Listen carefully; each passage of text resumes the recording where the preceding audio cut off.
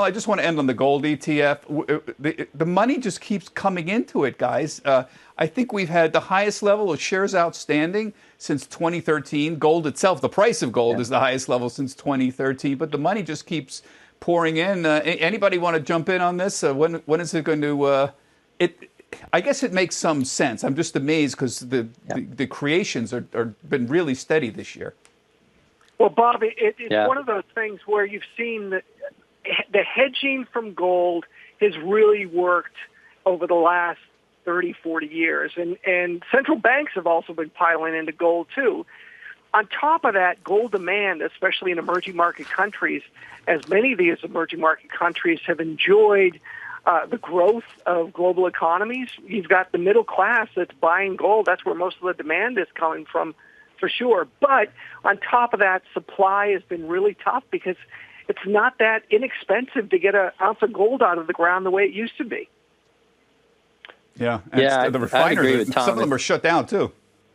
Go ahead, Jason. Yeah, that's what's unusual this time, as you guys just mentioned, was that you've actually got a decrease in the supply of gold while the demand is going up. And it's pretty unusual to see the actual production of gold be influenced while prices are rising. So you've got a double whammy there. You've seen institutional price targets going from 2,000 to 3,000 this week by some pretty well-known research desks. I haven't seen that before.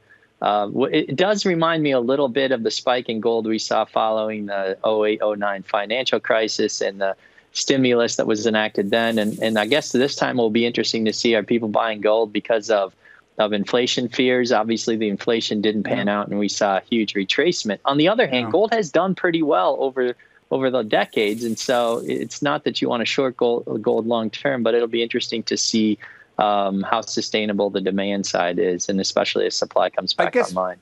Well, that's my point. The demand side, the two biggest drivers of gold demand in the world are the consumers in China and India.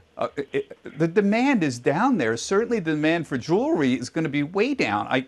I understand how for investment amongst people in the U.S., it'd be fine. But everybody I've talked to about jewelry demand in India and China indicates way down at this point. So I guess it always amazes me. You know, with gold, when you're talking to gold nuts, I had to do that special in 2011, and I spent a lot of time talking to people who believed in gold as an inflation hedge, believed in gold as a zombie apocalypse protector.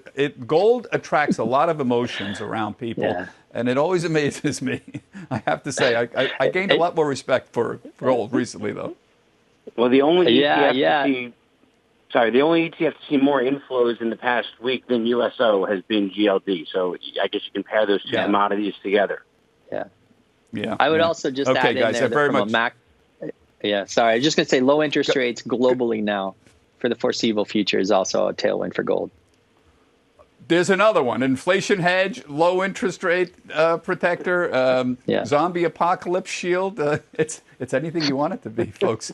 Todd, thanks very much. Tom, Jason, thank you very much. It's a long story here about gold and ETFs, folks.